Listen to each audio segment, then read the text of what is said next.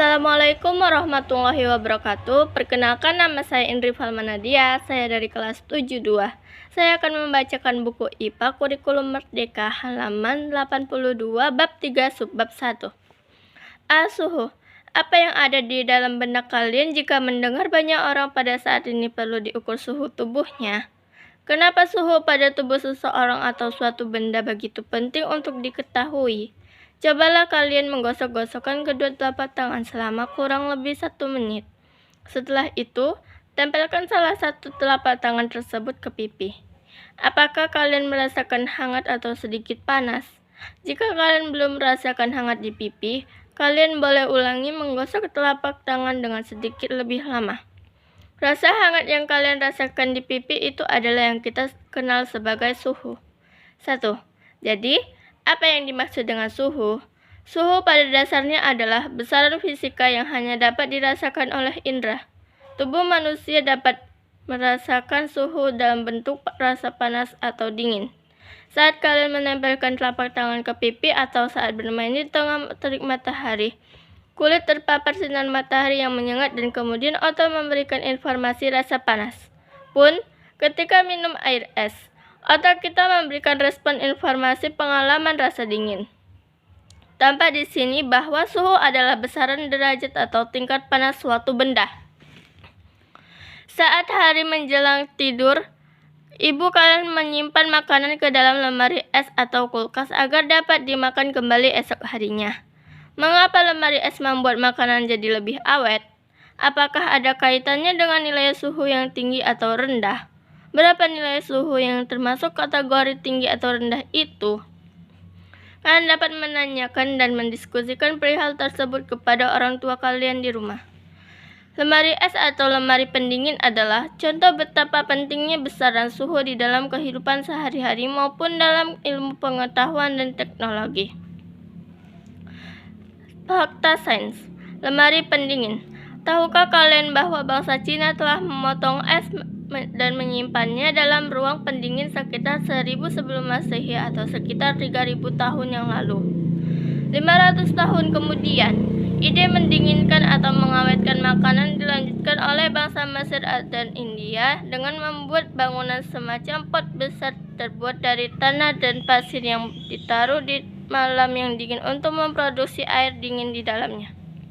Teknologi mesin pendingin skala rumahan dibuat untuk pertama kalinya oleh ilmuwan Skotlandia bernama William Cullen pada tahun 1748.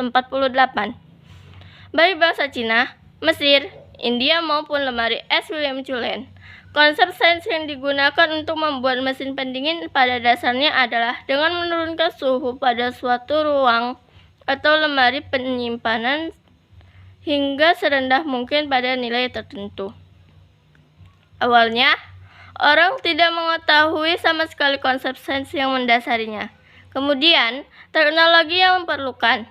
Cara paling terkenal dan banyak dilakukan adalah dengan teknik evaporasi atau menguapkan bahan kimia tertentu sehingga menghilangkan panas dan ruang bagian dalam. Prinsipnya juga sama digunakan untuk pendingin ruang AC atau air kondisioner.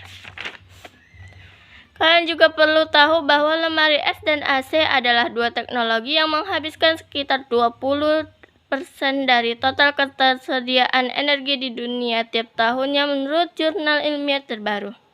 Jadi, kalian bisa bantu menghemat energi dengan pemakaian AC maupun lemari es ya. Ayo identifikasi aktivitas 3.1. Mengenali suhu bagian tubuh.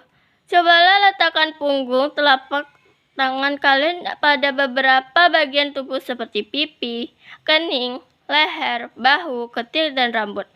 Apakah kalian merasakan panas yang berada dari bagian tubuh tersebut? Bagaimana yang dirasakan paling panas? Mengapa bisa demikian? Apakah kalian dapat membedakan secara akurat besarnya suhu yang dirasakan pada masing-masing tubuh suhu tersebut? Benda panas mempunyai derajat panas lebih tinggi daripada benda yang dingin. Aktivitas 3.1 menunjukkan bahwa indera perasa memang dapat merasakan tingkat panas bagian tubuh. Akan tetapi, Indra perasa bukan pengukur tingkat panas yang baik. Benda yang tingkat panasnya sama dirasakan berbeda oleh punggung tangan kalian dan kanan dan kiri kalian. Jadi, suhu benda yang diukur dengan indera perasa seperti kulit menghabiskan ukuran suhu yang tidak dapat dipakai sebagai acuan atau tidak pasti.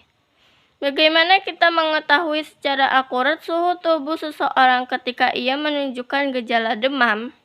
Untuk itulah suhu harus diukur dan dinyatakan secara pasti dengan angka serta alat ukur suhu yang memiliki skala atau ukuran. 2. Mengapa kita memerlukan alat ukur suhu? Selain mengetahui suhu tubuh secara pasti, bagaimana kita mengetahui suhu yang pas untuk menyimpan makanan di lemari es? Pada suhu berapa daging yang dimasak sudah dapat dimakan dengan aman bagi tubuh? Untuk beberapa informasi penting tersebut, kita memerlukan informasi nilai suhu dengan akurat melalui alat pengukuran yang telah teruji dan diakui. Alat yang digunakan untuk mengukur suhu dinamakan termometer.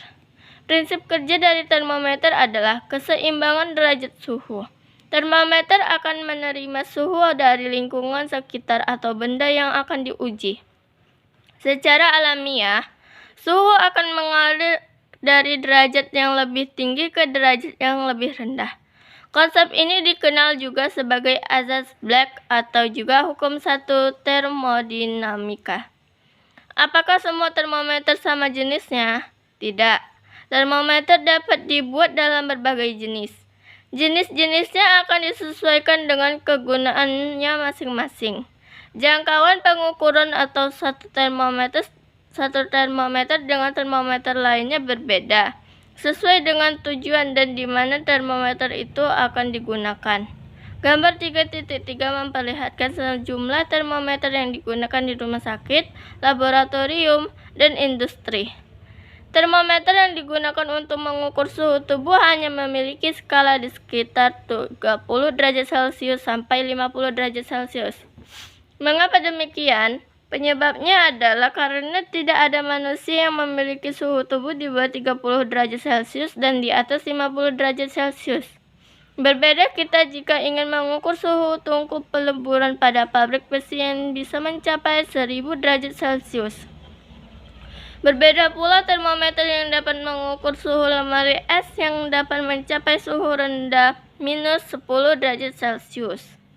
Karena pada suhu rendah tersebut memungkinkan bakteri tidak tumbuh di dalam makanan. Tumbuhnya berbagai macam bakteri pada makanan akan menyebabkan makanan menjadi busuk atau basi.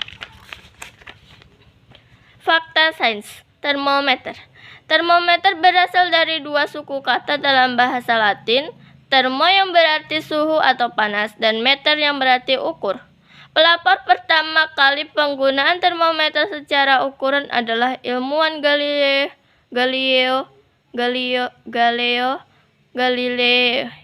dari Italia pada tahun 1593. Meski masih terbilang sederhana dengan penggunaan tabung labu kaca berukuran kecil, teknik Galileo sudah menggunakan prinsip hubungan kenaikan atau sampai penurunan suhu dengan bertambah atau berkurangnya volume gas atau zat cair yang digunakan. Hal tersebut menggunakan konsep keseimbangan panas antara suhu di sekitar dengan suhu gas di dalam tabung labu tersebut. Pada umumnya, zat pengisi alat termometer yang paling banyak digunakan hingga saat ini adalah zat cair alkohol dan air raksa atau merkuri.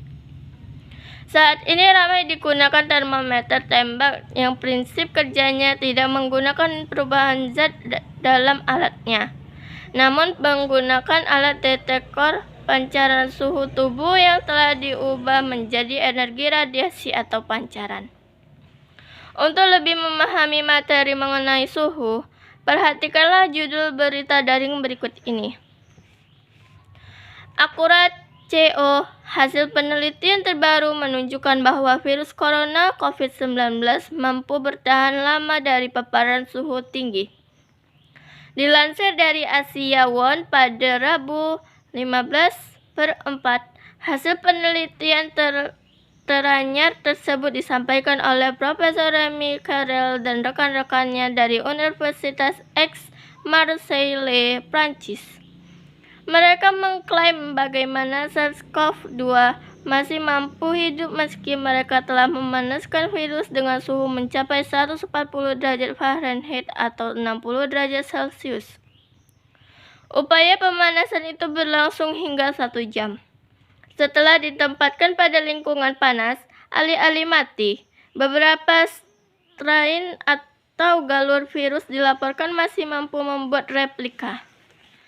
Pada berita tersebut tertulis, mereka telah memanaskan virus dengan suhu mencapai 140 derajat Fahrenheit atau 60 derajat Celcius. Kenapa tertulis 140 derajat Fahrenheit? Apakah Fahrenheit adalah skala suhu? Jika Fahrenheit adalah skala suhu, kenapa bukan dinyatakan dalam derajat Celcius saja seperti yang sering kalian dengar di Indonesia? Kenapa nilainya berbeda?